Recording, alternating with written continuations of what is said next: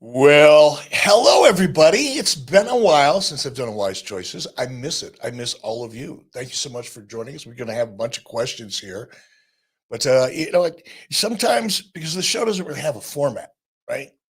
It's whatever I feel like talking about in any given moment.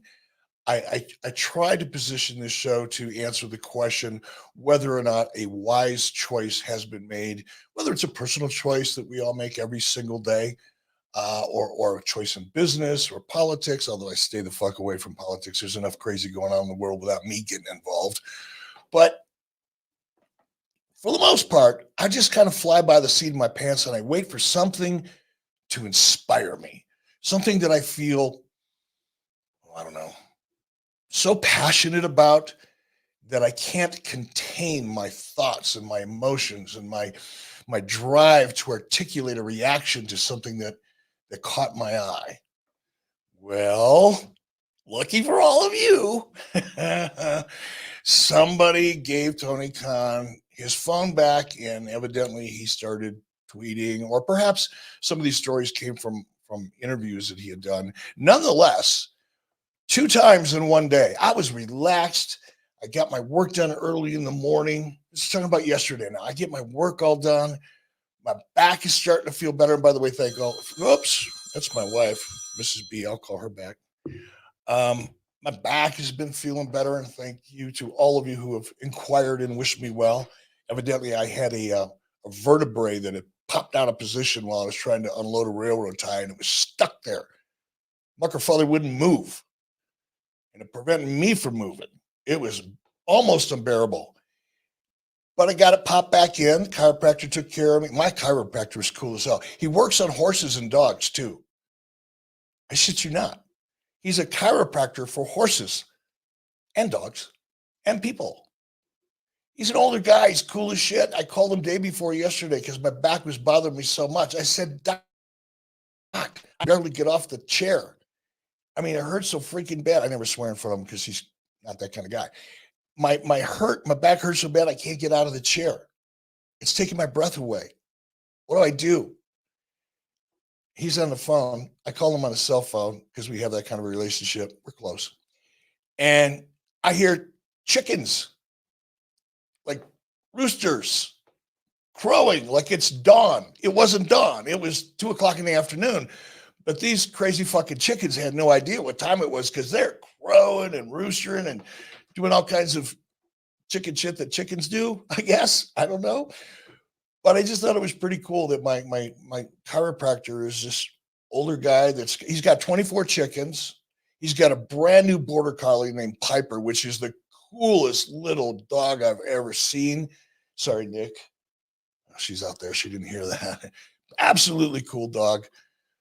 But I figured if this guy can work on horses, like 2,000-pound horses, you should be able to fix my shit, right? He did. So I'm feeling good yesterday. I'm, kind of relaxed. Mrs. B's out of town. She's visiting our grandson down in Florida. So I'm here flying solo. So what does a guy that's, hanging out on a beautiful afternoon whose back doesn't hurt anymore do on a Thursday afternoon? Just sits downtown, maybe has a cold one or two, relaxes. And I'm scrolling through my feed and Twitter, and I see Tony Khan talking about Shaquille O'Neal. Now, I've worked with Shaquille O'Neal. I think, the first person that ever brought Shaquille O'Neal into a wrestling environment back in 1994. Never forget the time I was sitting in Shaquille O'Neal's house with Hulk Hogan and Jimmy Hart and a small camera crew when the O.J. Simpson chase started.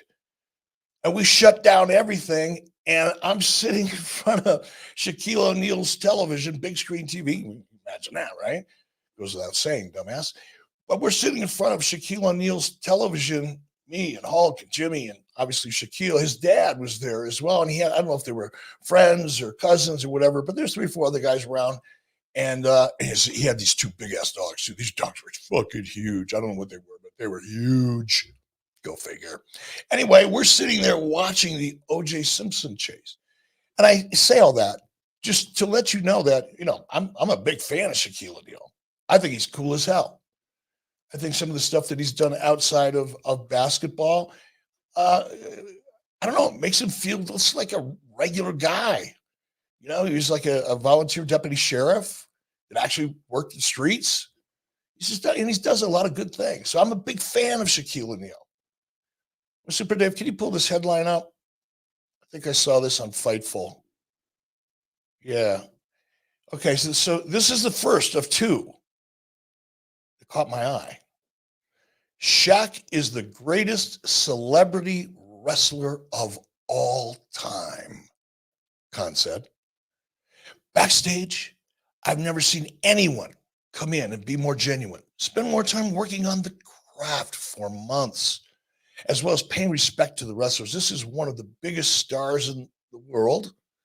Well, I guess maybe, depending on how you want to define biggest. But we're going to define best here in just a moment. But let me continue. This is one of the biggest stars in the world, and he came in to help us.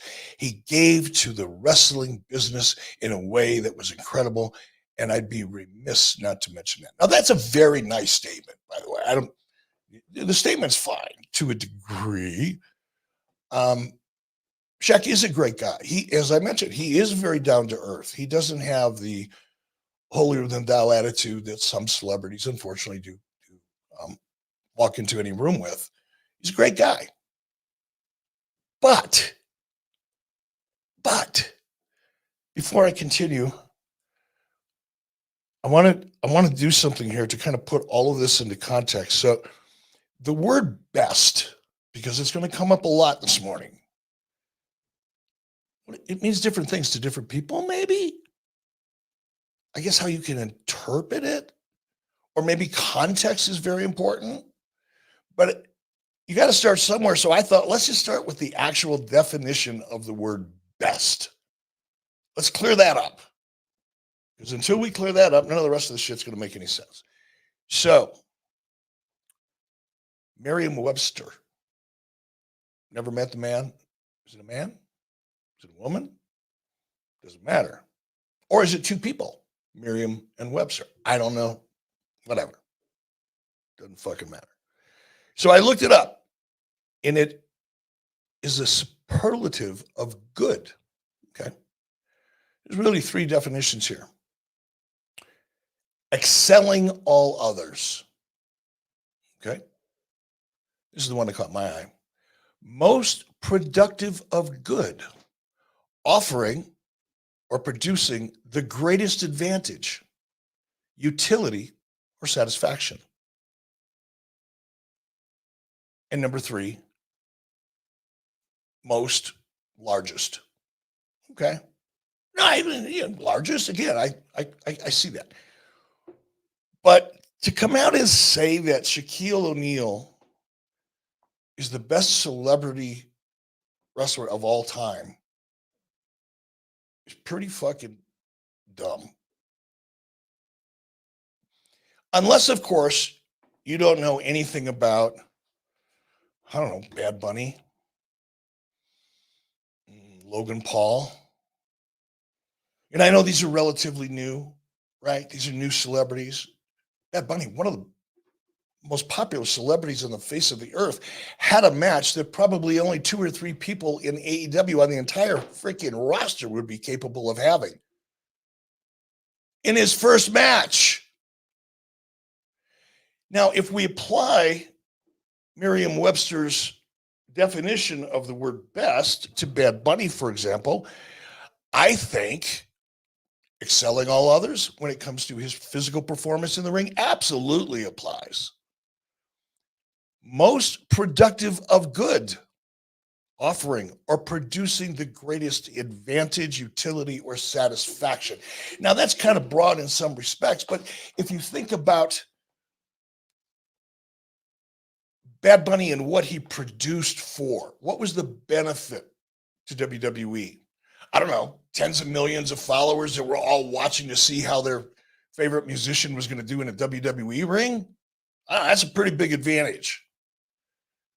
Perhaps changing the landscape of perception amongst advertisers and people in the entertainment industry who might not quite yet be on the WWE train or the professional wrestling train.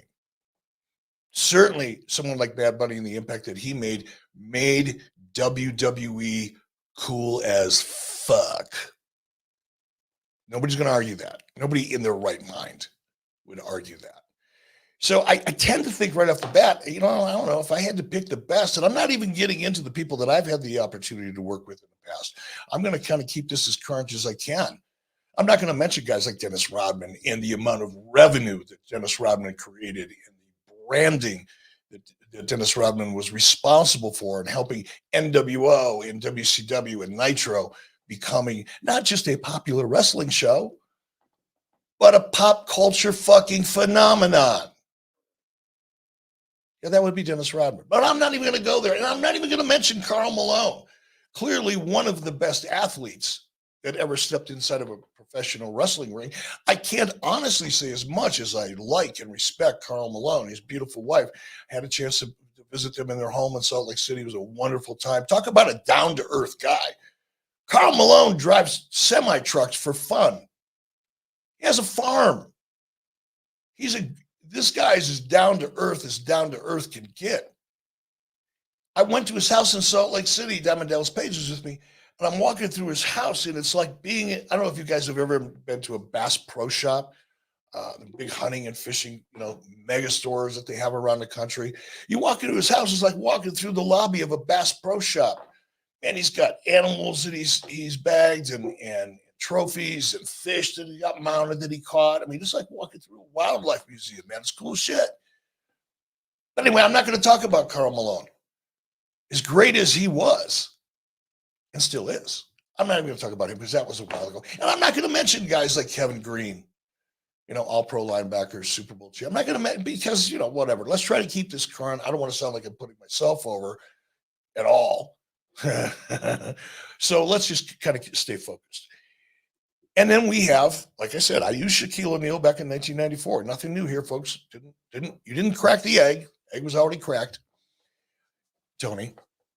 So when I see Tony make these statements, it makes me wonder why. Why would you say such a thing when the entire audience, anybody that reads it, is going to probably react to different levels or different degrees, much like I did, which was, what the fuck?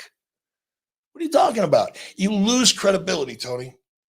Every time you go so far trying to promote your company or put yourself over or your company over in any way, shape, or form, even in this sense, when you're actually, just saying kind words to Shaquille O'Neal. And I was there, by the way, the night he came in and wrestled Cody. So I was there firsthand. I saw it.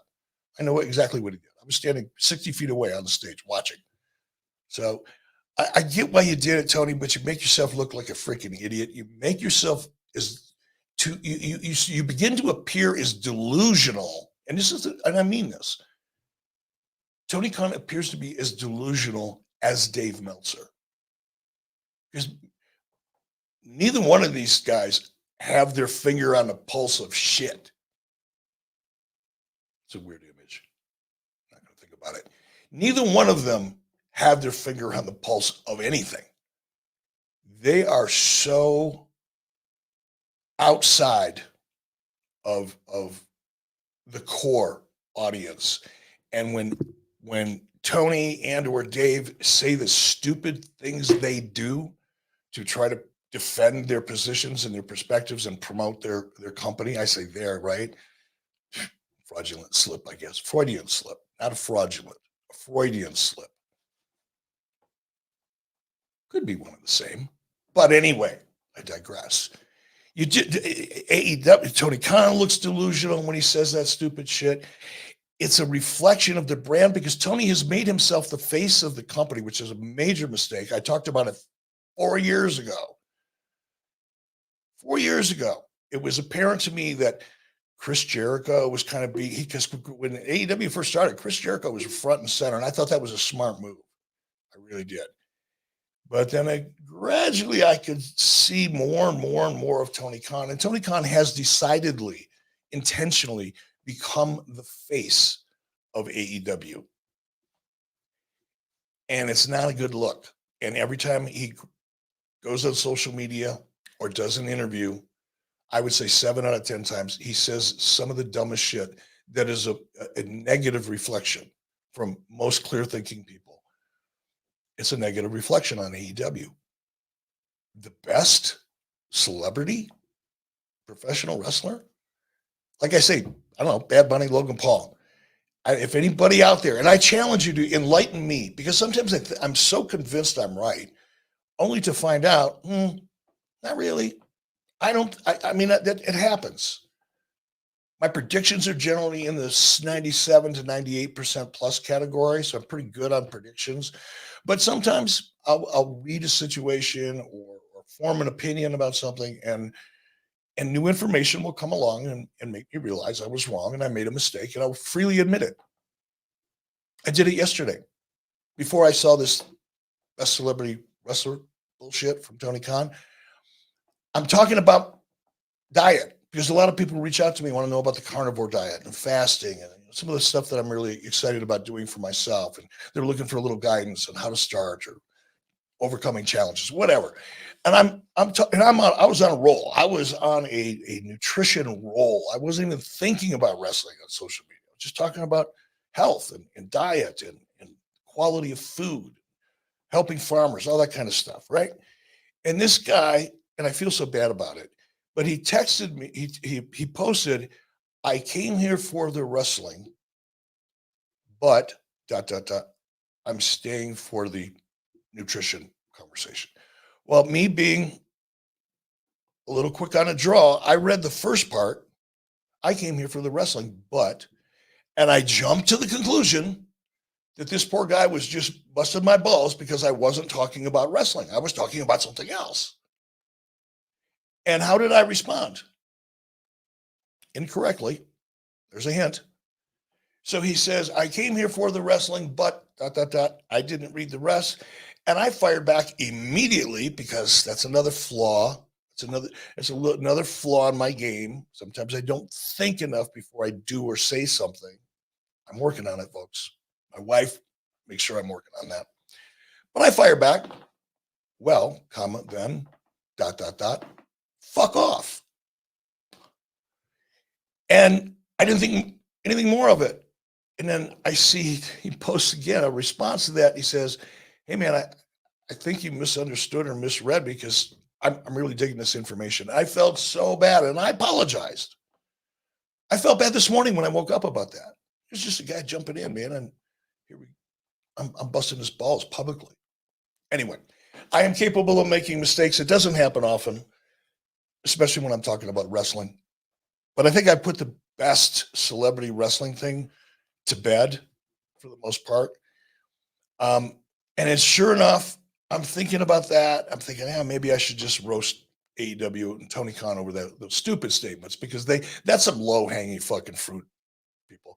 And I've, Super Dave Silva, Conrad Thompson, Ant Evans, who's on here with us, my Sherpa guidesman. We all know Super Dave, what he does. Ant Evans is kind of behind the scene, like the Wizard of fucking Oz over at YouTube, right? He knows how to make this stuff work, and he's here. But just as I'm getting ready to move on and put this thing to bed, another one pops up. Another best from Tony Khan.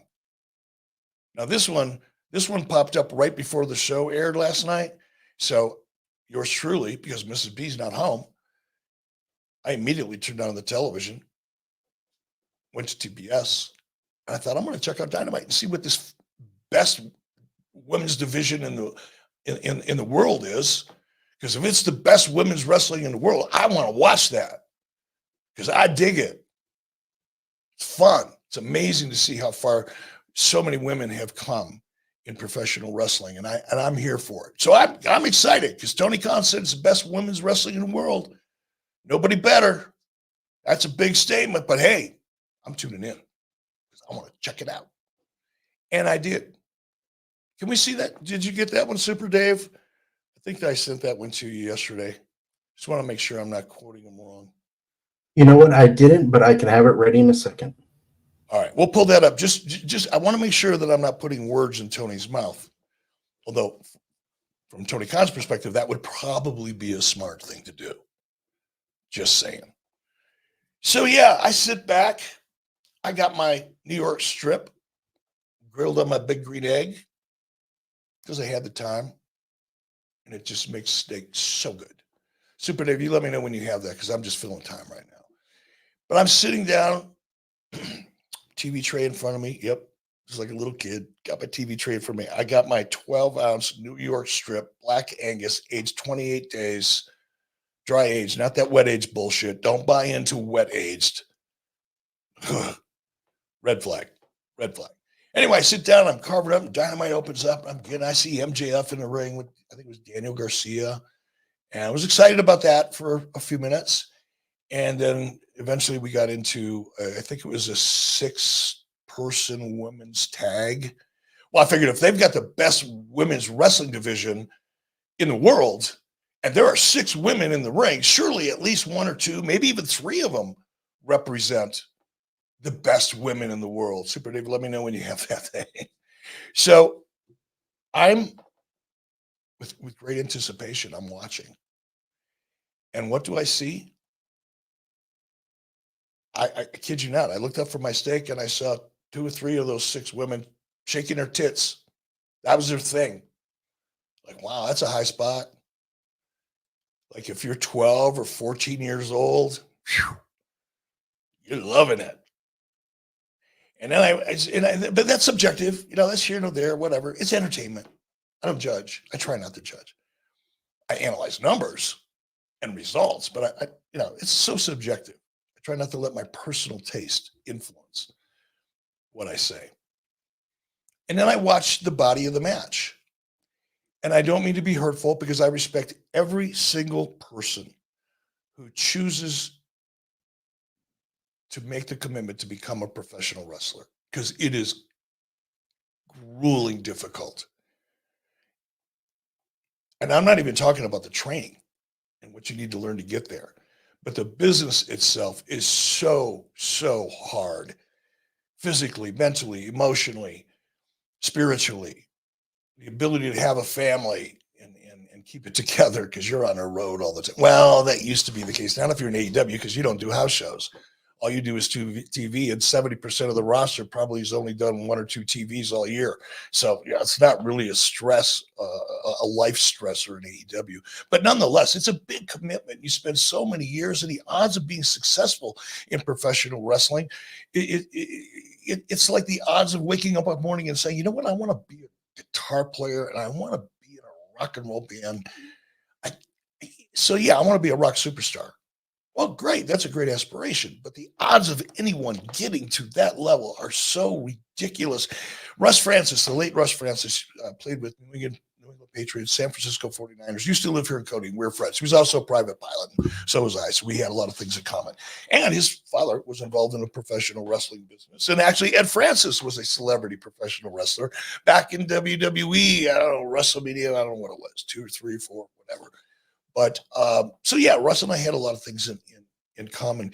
And Russ, I did a podcast with him. One of my first podcasts I did with Russ Francis, and we talked about the odds of a young kid playing midget football, 8, 10, 9, 12 years old, whatever the leagues are, but for a young kid to make it through high school and into college. And to play in college, the percentage is like, I think he said like 3 or 4%, very minimal. And then to go from college to the pros, even more difficult. And the odds become almost incalculable at that point. It's so difficult. Well, I think wrestling's much the same way. So that's why I have a ton of respect for it. Whether I like your performances, I don't like your performances, I like your style, I don't like your style. Hell, whether I like you or don't like you, doesn't make a shit. I do respect the fact that you've chosen this for your line of work. That being said, these ladies are barely ready for prime time. They were awkward. Their timing was almost non-existent. Let's just say it was so bad it was obvious to me within the first minute of watching. Psychology, if it was there, man, it went way over my head. Psychology means, other than shaking your tits and that kind of thing, what are you doing to get the audience engaged in your match, as opposed to just going through a series of moves? My point is, I'm not here to criticize that match, or certainly the women in it, because it's not their fault. Dumbass Tony Khan went out and said he's got the best women's wrestling in the world, because now the wrestling audience is going to look for themselves and go, no, they're not. And it's just another, I talked about it with WCW and the Who Killed WCW series. It's death by 1,000 cuts. And every time Tony Khan opens his mouth or takes to social media, it's another cut. So we'll see. So that's it. That's my rant. Tony, quit trying to tell everybody you're the best. You're the shits. Your ratings are in the tank. And they have been. All you need to go to WrestleNomics, go to Brandon Thurston, look it up. He posts a graph, for crying out loud, in a lot of different pretty little colors, and you can see for yourself. This isn't my opinion. Numbers don't lie, and liars can't use these numbers. These are the numbers. This is whether or not the audience, the people that you're producing your show for, the network who pays you to produce a show, to grow and build and sustain an audience, are looking at your numbers. I don't know what they're thinking, but I'm looking at that graph, and it's so easy to see your numbers are deteriorating. Your numbers are death by 1,000 cuts. You're losing viewers all the time, and you have been consistently for a couple of years. But let's say ratings aren't everything, because there's an argument for that. Now, I'll accept that as an argument. But I think how your attendance to your television shows should be, and they're worse than your ratings in terms of deterioration. Whether you look at year over year, or week over, whatever, it's the shits. You're having a hard time, Tony, putting 3,000 or 4,000 people into a venue for a live broadcast of your A show, where all of your superstars, remember the best in the world, Tony? We're the best wrestle. We're the best wrestle, but they can't draw a crowd. Not making any money. They're making money from you, but you're not making money from any of them. And it's not even their fault. It's creative. And it's the dumb shit you say that turns the audience against you. A couple years ago, I talked about goodwill and how important goodwill is. And Tony Khan and AEW had all of the goodwill in the world, because back in 2019, WWE was stale as fuck. I was there. I saw it. I started at the end of July 2019. So in October, where I watched the very first episode of AEW in a writer's room in Stamford, Connecticut, surrounded by my staff of writers. We all watched the same thing, and every one of them was hopeful. We all felt the same way the audience felt, which was finally an alternative. Sure, some of the audience had lofty expectations and wanted to see a replay of the Monday Night War. And of course, Tony Khan and his roster did a lot to feed into that. And I understand that. There's nothing wrong with that. You're trying to create anticipation and energy and get people committed to sampling your product. No issues at all with any of that going in. And we were all hopeful. But over time, what has happened because of the cheap shots at WWE and Tony Khan and that little bitch Dave Meltzer, who always are whining and crying and moaning because they're victims of being under assault. They're the ones that created it. You're creating the tribalism that you cry about like little bitches. Wow. People say bad things about AEW. Well, wonder why. Come on. For crying out loud. Anyway, let's take some questions. I've said all I can say about Tony Khan and AEW for the day. What have you got, Super Dave? Our man on the polls, at Evans, put out a poll that said best celeb wrestler. And here's what our folks had to say. Shaq got 4%. Rodman got 18%. Logan Paul got 69%. And Bad Bunny got 8%. Well, there you go. Seems like everybody's buzzed about this one. But our good friend, we have a statement over here by Jacob Waddell. Let me pop that up on the screen. Leaving out Bad Bunny and Logan Paul doesn't surprise me because Tony Khan hates WWE. But is he really going to say Shaq over Andy Kaufman? His feud with Lawler is a major part of wrestling history. That's another really good point. I didn't even think of, Andy. I was trying to, keep this relatively current, but you talk about an iconic moment and one that produced major benefits, by the way. The amount of publicity and media attention that angle received, that storyline received, was fucking incredible. Like, I think you're gonna, and again, a lot of people that are listening to this weren't even around back then. But if you go back and read about that incident, it was groundbreaking. I mean, it had everybody believing. They believed everything that was happening, thanks to, well, Jerry Lawler, obviously, but I give it even a bigger tip of the hat to Andy Kaufman, because Lawler was a pro. Lawler knew how to stay in character. Lawler knew how to make people believe. Now, Andy Kaufman was a comedian and an actor, and certainly had the instincts to be a great performer, but to make it as believable, especially for a comic, because comics make everything funny. Everything is a joke to a comic. It's the way their minds work. That's why they're good at their job, is looking for the humor and everything. So to take a comedian and thrust them into the angle that existed then with he and Lawler, and to be able to pull it off and make it so believable, was a massive, massive moment. Yeah, it didn't have perhaps the financial impact because wrestling itself wasn't as big at the time. But if you just look at the idea and the way mainstream media embraced it, and how it found that gray area, right? Where, yeah, I know it's professional wrestling, but this part is real. Yeah, I know Jerry Lawler goes in there with Moondog Spot and whomever, and yeah, they have matches. And that's fun to watch, and I love watching it. But this thing with Andy Kaufman, ooh, that's real. I wonder if someone's going to go to jail. I wonder if somebody's going to get sued. These are the types of questions people are asking each other. So tell me, Tony Khan, what has Shaq contributed in AEW that people will be talking about 40 years from now?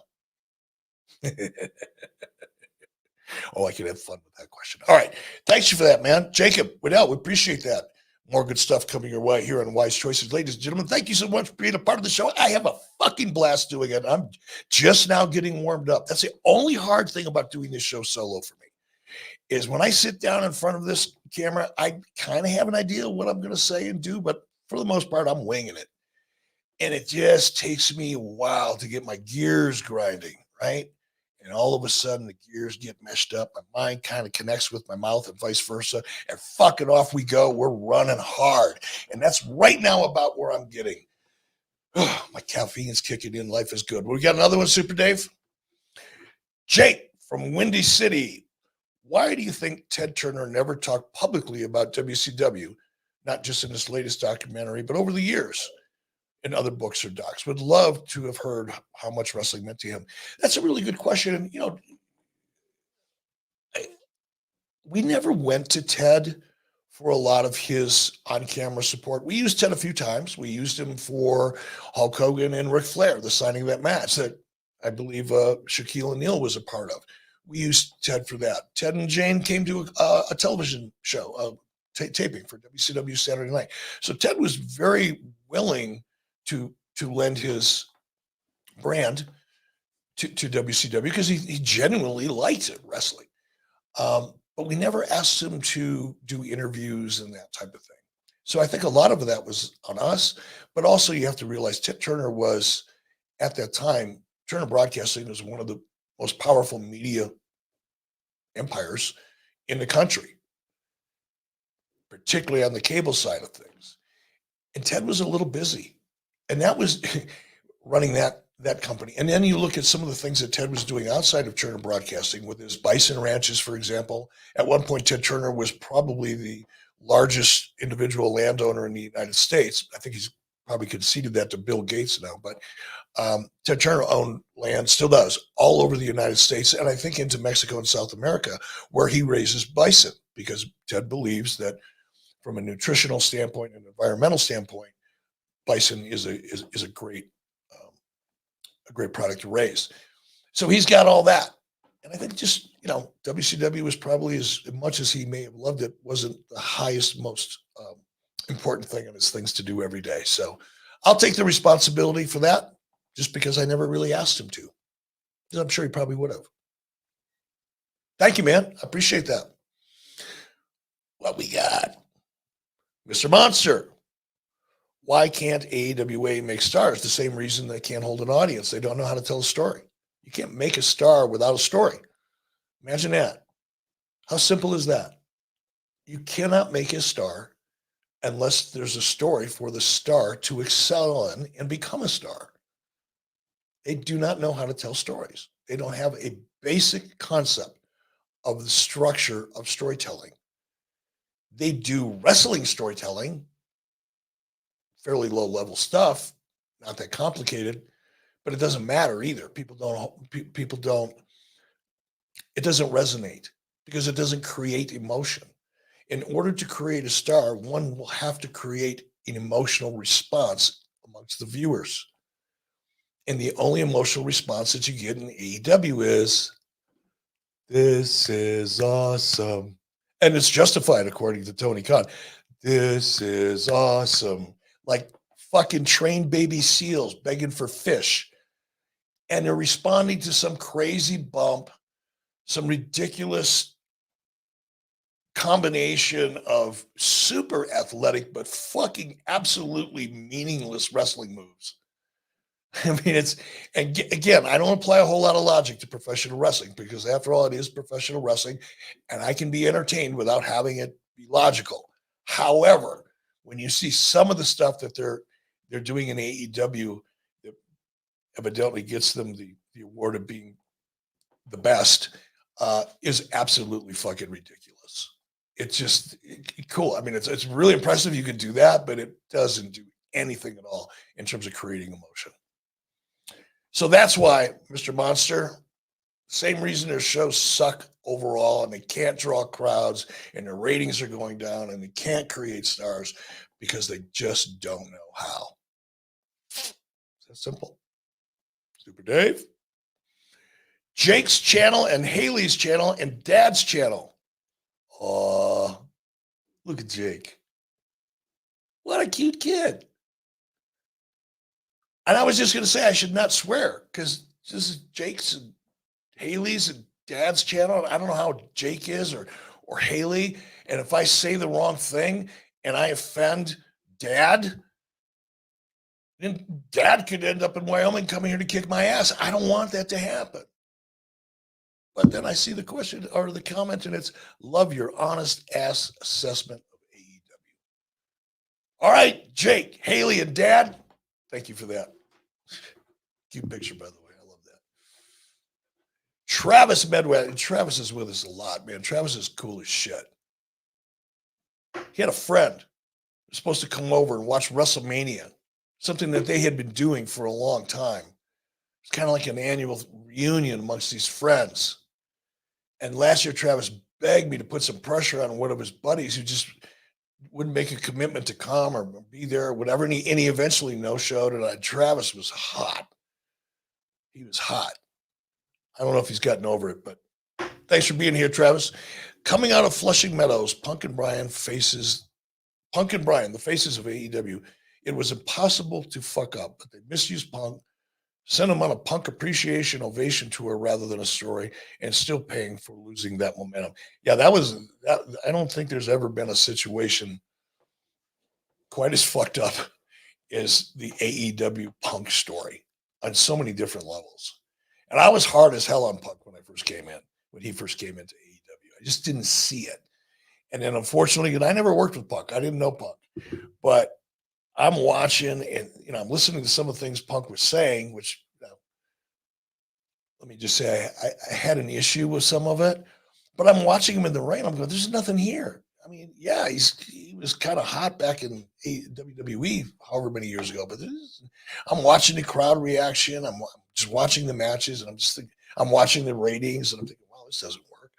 And then, of course, we saw all the political nonsense and all the heated confrontations backstage and the war of words back and forth, all the silly horseshit that we're still seeing today because AEW needs to keep it alive. It's the last remaining morsel of relevance they have is dating back to how badly they fucked up the deal with Punk. So, yeah, they really did not use him correctly. I think they put Punk in a position to fail clearly.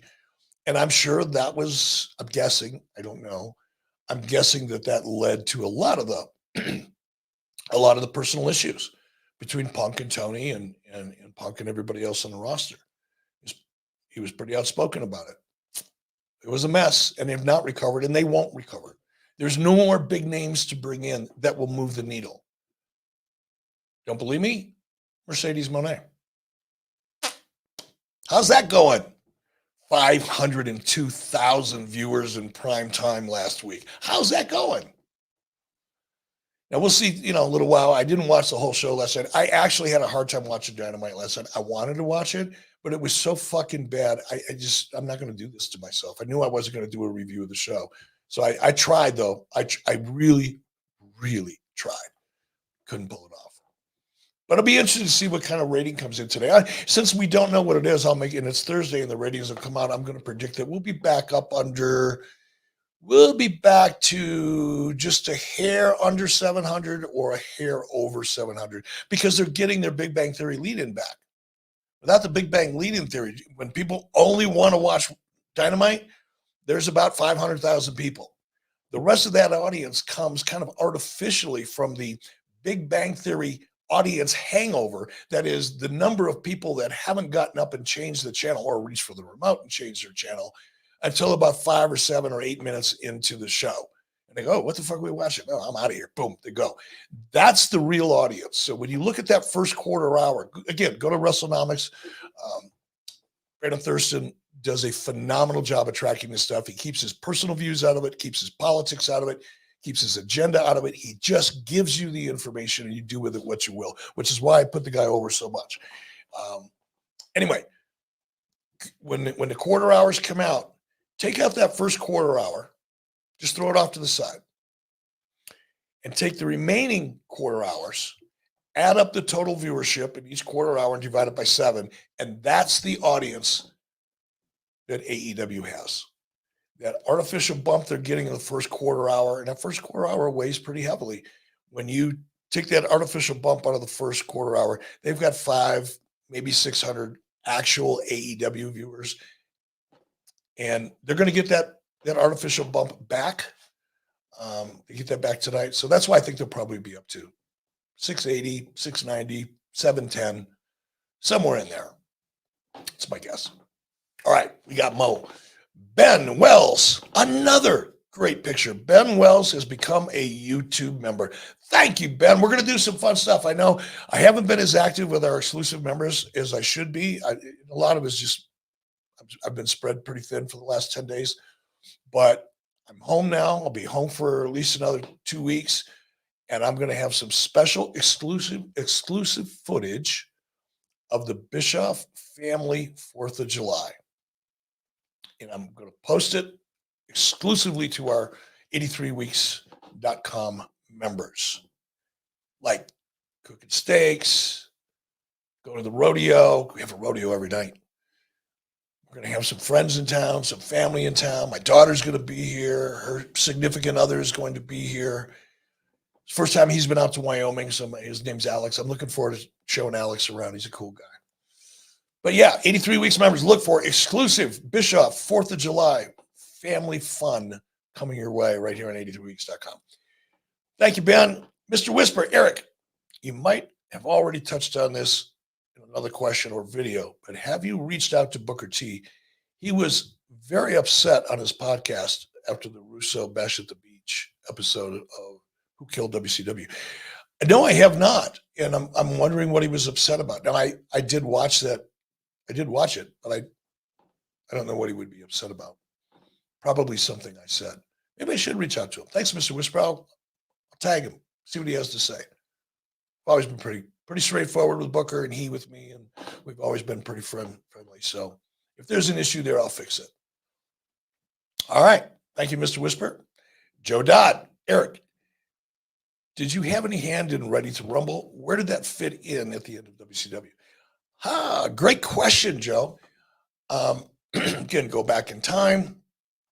Turner, Time Warner, merger, all of us, not just WCW, but every division inside of Turner Broadcasting was encouraged, strongly encouraged, to look for any synergies possible given the new merger. Meaning, we at Turner Broadcasting were mandated to look for opportunities where we could engage our counterparts in Time Warner so that 1 + 1 would equal 3. Meaning we could enter into some kind of mutual initiative where both companies benefit, which makes sense. That's why companies merge, right? The whole idea. So right about this time, I was approached by a young movie director. His name was, oh God, I can't remember it. I'll think of it before we're done here. Anyway, he was a young director at that time, and he had a script that he was interested in. It was the Ready to Rumble script. And under the new Time Warner, Turner kind of, let's go find synergy, he came to me, reached out to me and said, hey, here's who I am. Here's some of the movies I've done. I work at Time Warner Films, and we're looking at a feature film idea, and we'd like to know if you'd like to participate. So, of course, I flew out to LA and took a look at the script. I liked the script. It looked like it was a fun idea.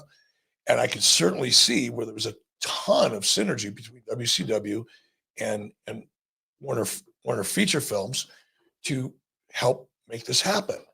And given that it was the mandate, I was kind of being judged, if you will, as an executive by my ability and willingness and effectiveness at finding these synergies. So I jumped in with both feet. And I didn't have really anything to do with the script necessarily. They had great writers that handled that. So they would check with me on wrestling language and cultural kind of behind the scenes kind of things that would be consistent with the wrestling industry, just to give it a real tone at least. But creatively, I didn't really have anything to do with it. But I did allow access, and we did agree to let a lot of WCW talent partake in the movie. That was the whole idea. I think it was a great idea. I think that I was actually supposed to play myself in that movie. Oliver Platt got my role because when I was let go, I'm the one that brought Ready to Rumble into WCW. I'm the one that brought WCW into that project. I initiated it, got approval from Turner Broadcasting, did all that, and then I was let go. But prior to being let go, the conversations with the writers were I was going to play myself. And that didn't work out. Now, was it Oliver Platt? No, I wasn't supposed to get his role. There was another guy. Oh, he was a character in Sopranos. Can't remember his name. That was supposed to be my role. But whatever. Eric, that was it. That was the question. Thanks, Joe. Taking me down memory lane. Reminding me of the big movie break I never really got. I don't think I would have liked it anyway. Best wrestling cameos. All right. What would you have done with WCW during the pandemic? I don't know, man. It's a theoretical question. I can't imagine being in that position right now. And so much of what I would have done would have been dictated to me by the people that I worked for. Meaning, if I was still in WCW, still the president of WCW, and it was during the pandemic, it's not what I would have wanted to do. It's what Turner Broadcasting would have allowed me to do. And I probably can't take it any further than that because I just can't imagine. Would I have wanted to perform in front of live crowds? Absolutely. But I just don't think it would have been possible at that point in time. But thank you, brother. I appreciate that. Jim Kahn, 1479. Were there any WCW wrestlers that shown an interest in backstage roles like Paul Levesque in WWE? Yes, of course. You know, when Arn Anderson had surgery and lost the use of his hand, and it really, I mean, not 100% use, but it affected him. But he couldn't take bumps anymore. His in-ring career was over. And I wanted to make sure that he didn't have to worry about how he was going to feed his family. So I encouraged him to take that backstage role. And Arn was grateful for it. Don't get me wrong. Don't misinterpret what I'm about to say. He was grateful for it. But it was hard. It was hard for him as a guy who he loved wrestling. He was so freaking good at it. It was his life. And then to wake up really at a very young age. I don't know how old Arn was at that time, but young, too young to be forced out of the business. And I think the emotional part of that hung on with Arn for a long time. I think by the time he got to WWE as an agent, he probably had gotten over that. But man, when you're watching your friends and you're watching young talent come in and you know that you were as good or way better than so many of them, but you're just not able to get in that ring and perform, it's got to be tough. I'm not a wrestler, so I can't say it firsthand, but I've worked closely enough with a lot of people that have been in that position. It's like losing a family member. It's tough emotionally. But other than that, Paul Orndorff. Paul Orndorff loved being an agent. Paul Orndorff, I think, when I look back at Paul and him working behind the scenes, he was as passionate about his work as an agent as he was about his work in the ring. He loved it, really loved it, and took it very seriously, as Vader found out. Don't mess with Paul Orndorff as an agent or a wrestler. It's a bad afternoon if you do. But I don't remember anybody else other than Arn and Paul Orndorff who expressed a feeling about it one way or the other. All right, let's do 3 more questions if we have them. And then yours truly's got to get to the gym. Hey, Eric, our man at Evans is keeping an ear out on Tony Khan's media call that's happening right now. And he just sent us a quote. And this is from Tony Khan.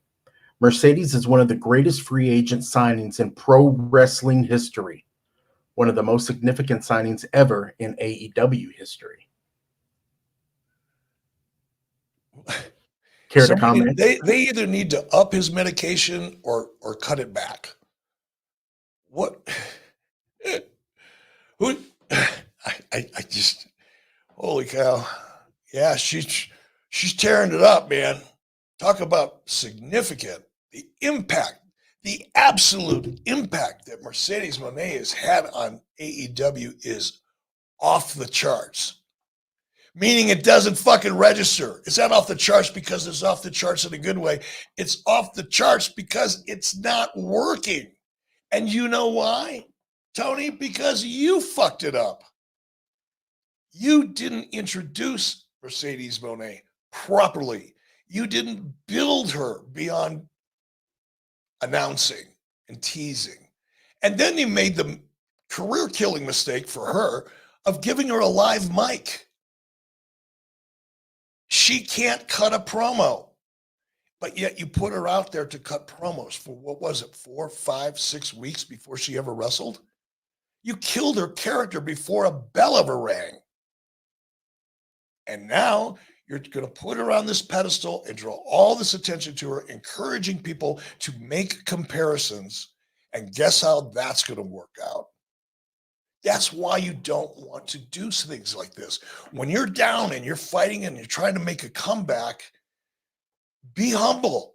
Be grateful that Mercedes Moné is there. Talk about what a great person she is to work with. Talk about some of the things she achieved in the past. Talk about the fact that she's internationally known. There's so many great things you could be talking about, but instead you draw attention to her by saying some of the most ludicrous shit that's only going to come back and make it harder for her. And you said it. My God. Somebody please help this guy. Get one of the big old fucking hooks like they see in the cartoons when they want to pull somebody off a stage. Just get that thing around his collar. You don't want to put it around his neck because you don't want to hurt the little fucker. But hook him by the collar. Drag him off the stage. Hand the fucking microphone to somebody else. Put somebody else as the face of that company. Because almost everything that comes out of his mouth is quirky, stupid, or embarrassing. Oh, wow. All right. Jim Kamsuvong. Kind of like that. I hope I can pronounce it correctly. Jim Kamsuvong. Hi, Eric. Love what you did in WCW and WWE and also love the podcast. Thank you very much, Jim. Going back to using celebrities in wrestling.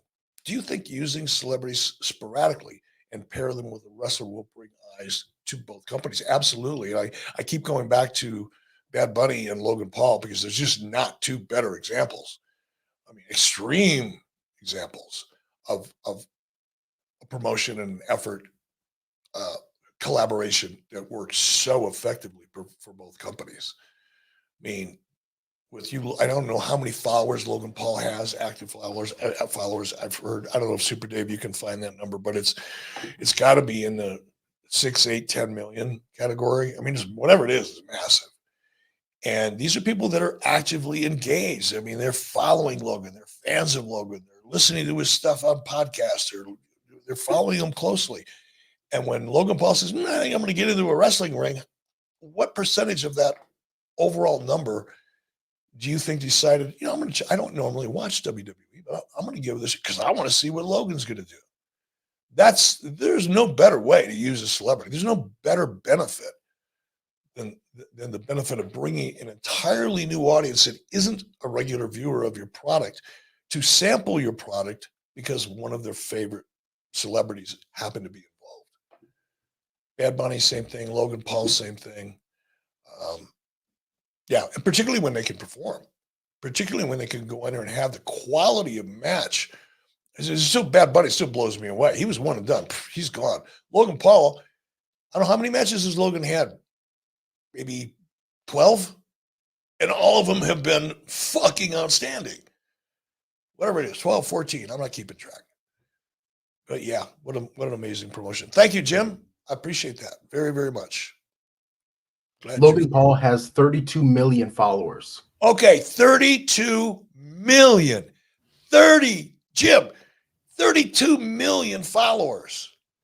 Now you have to believe out of 32 million followers, there's got to be at least 10 of them that never really cared about WWE. Wouldn't go out of their way to watch it. It's 30%. Let's say that. Just pick a number. And of that 10 million, let's say half of them go, you know what? I like Logan enough. I know I don't watch WWE, but I'm going to check it out. I want to see what Logan does in WWE. That's 5 million potentially viewers, maybe more, maybe less. But I think at least 5 million new viewers to your brand. And then for the man to deliver the way he did, I don't know what percentage of that 5 million will stick around and become WWE fans as a result of Logan Paul's participation, but I'm going to go on a super low end and say 3%, because that's a direct response number. That's a number that in advertising, you can pretty much figure that if you put your product out there, on average, 3% of them are going to stick around or respond to a call to action. So if 3% of, let's say, 5 million people are now new WWE fans because of one match. How awesome is that? Very cool. 32 million. Oh my God. The guy he must just, I don't even know how he counts his money.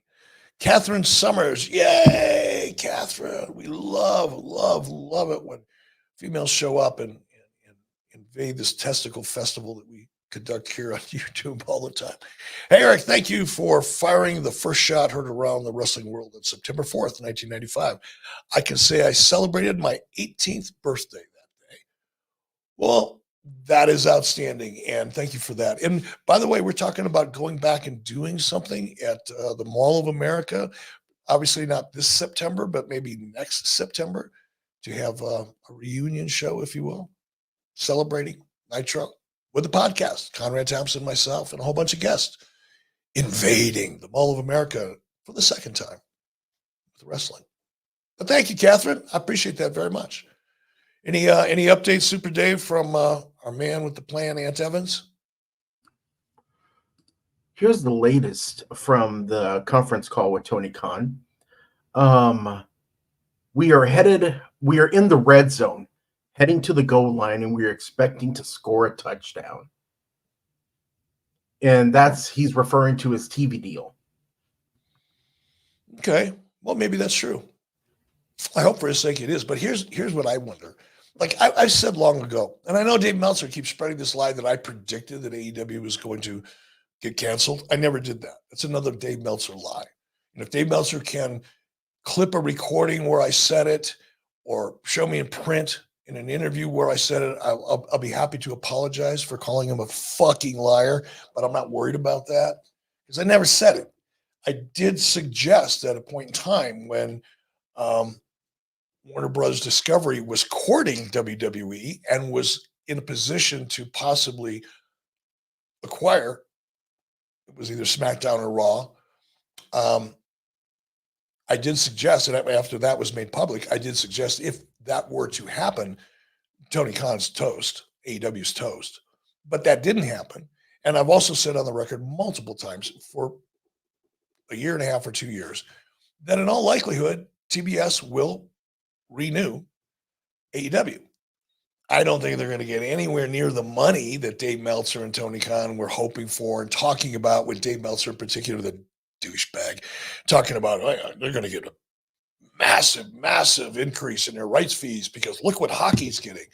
So Dave Meltzer just extrapolating, NHL TV numbers and assuming that you could use that math and predict what AEW's numbers were going to be. It was just totally childish, dumb fuckery. But I fully expect that Warner Brothers Discovery will renew. I think they're going to renew at a very, very favorable rate for them, a license fee for the network, not necessarily for Tony Khan. But so what? Then what happens? It's not like if they get a renewal, all of a sudden the show's going to get good. It's not like if they get a renewal, ratings are going to go up. It's not like if they're going to get a renewal, they're automatically going to wake up one morning and go, fuck, now I know how to tell a story. Now I know how to actually be a booker or head of creative or whatever the fuck Tony calls himself. He's got like 20 titles. It's another sign. But people that need titles bug me. Like, I never gave a fuck about titles. Give me the money. Give me the freedom. Give me the stroke. Money will be good. The money will come. I don't need titles. And I've worked with so many people that would fight over credits or titles. It's like, what the fuck? And I've also worked with people that, they're negotiating. They want $100,000 a year, and I only want to pay them $75,000, but I'll just give them a fucking fancy title. It doesn't cost me a dime. You want a title? You want to be director of something? Hell, I'll even throw a vice president title at you if it shuts you the fuck up. And you do what I need you to do. Anyway, don't give me gun titles. Ugh. All right, what else we got? Matt Wilson. Hey, Matt, what's going on? Glad you're here. Eric, have you worked with Jacob Fed2, and what do you think about his introduction? Have not, and I think everything that's related to the bloodline is working pretty well. I can't tell you that I specifically have noticed his introduction. Maybe I haven't seen it often enough, but I have not worked with him. But like I said, anything that's remotely associated with bloodline seems to be just bulletproof. And I wish them continued success. All right, let's do one more question to wrap it up. Knob Deep, what was the hardest decision you had to make when you were running the show? Ooh, good one, man. I actually, with one or two exceptions, I hated firing people.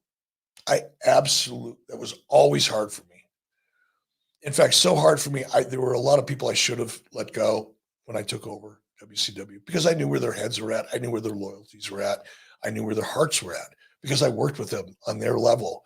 I was an office guy or I was an announcer, and you learn how people think and what they feel about the company and where their loyalties lie and where their goals lie when you're working with them as peers. And then all of a sudden I get elevated to being president of the company. Now there's nothing they can hide from me now. We've shared too much time together. So I didn't fire enough people. There were probably a half a dozen people that had I let them go and been able to find suitable replacements, which wouldn't have been that hard, it would have made things a lot better in the WCW offices. But hey, you learn from experience. All right, I'm going to wrap this thing up. I was going to do this for like 20 minutes. And it's been over an hour because I just don't know when to shut the fuck up. But this is it. Thank you guys for joining. I'm going to do some more of these next week. 83weeks.com members, look for your exclusive Bischoff Family 4th of July fun pack. Should be a t-shirt. Speaking of t-shirts, if you have not seen the Easy E Eric World Order t-shirts, check them out. We'll post them. I'll post them up social media. You're going to want to get that because it's cool as shit. It's one of the t-shirts. The reason the NWO shirt worked, ladies and gentlemen, for all of you who want to know why to this day, the NWO merchandise is still selling. Some of the top selling merchandise in all of WWE 25 or 30 years later. Do you want to know why? You can do it because if you're a wrestling fan, you know what that brand means, that NWO.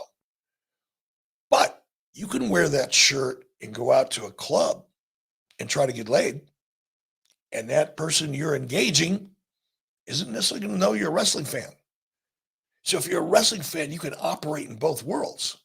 You can wear that t-shirt to a wrestling event and you're all part of it's like being, you're in a fraternity, man. You're one of us.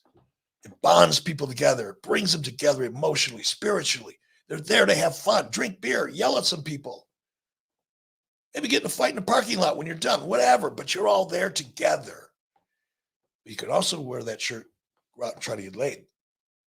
Not many wrestling logos or brands, merchandise you could do that with. It's like NASCAR. You go to a NASCAR event, everybody's got fluorescent pink and orange and purple and fucking green. Everything in NASCAR is like fluorescent color, right? Drives me crazy. And you see, 75,000 people, 10,000, 100,000 people are all wearing some kind of NASCAR super bright fluorescent shirt. Their favorite driver, their favorite car, their favorite sponsor, whatever. How many of those people do you think wear that t-shirt out, go from the NASCAR track and then go hit a club and try to get laid? Maybe a lot of them try, but that's a buzzkill. But not with the Easy E Eric World Order based on the New World Order design. You can wear that shirt to a wrestling event and everybody will know that you know. But if you need to go out and have some fun, you don't need to stop home and change shirts. There you go. That's the best pitch I could give you for the Easy E Eric World Order t-shirt.